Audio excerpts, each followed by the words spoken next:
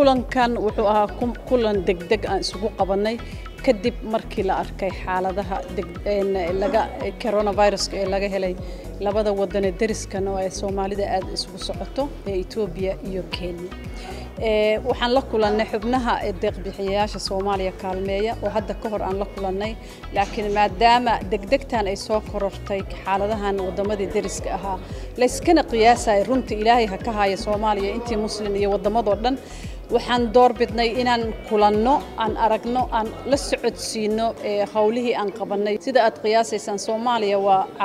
dalalka hadda soo korayo dhibka ka soo baxay waxyaalo badan ma haysato oo difaac ahaan isku difaaci karta ama daaweyn ahaan qalab waaweyn loo baahan kala oo ICU-da oo kaleeto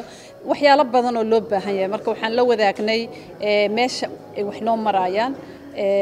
iyo inaan tusno waxyaalaha aan u baahanahay oo ma aragtay kaalmada degdeg inaan ka helno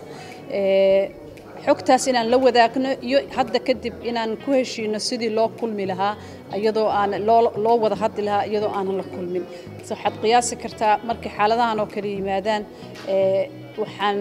ku talinaa in shirarka dadka badan isugu imaanayaan in la yareeyo ama la hakiyo iyada dhanba safarada loo baxayo dibadda in la hakiyo ama la yareeyo ama la iska daayo hadii ay macquul tahay oo aan baahi degdeg aysan jirin in taxadarka uu bato cudur waa cudur si fudud ku fida Ilaahay ha naga haayo laakiin aan rabno si allaale sidan ku xakameyn karno inaan ku dadaalno hadii alla idmo deeq-bixiyayaasha arrimahaas aan la wadaagnay oo baahida jirta waxyaalaha aan sameynay waxaan rajaynaynaa insha Allah ta'ala inaan ku guuleysano Ilaahayna waxaan ka baryayaa in uu naga haayo cudurkan iyo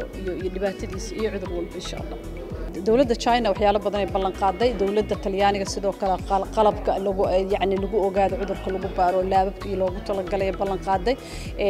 dawladda Qatar Charity iyada naftirkeeda way noo timid waxyaalo badan ay ballan qaaday marka inaan ogaano bal yaa qof walba wuxuu u bixin karo ku bixin karo waa xaalad degdeg ah oo uma baahna waqti in lagu bixiyo maxaa la keenayo iyo waxaan u sheegnay waxyaalahan u baahanahay sida degdegta ay noogu keeni karaan in ay iyaga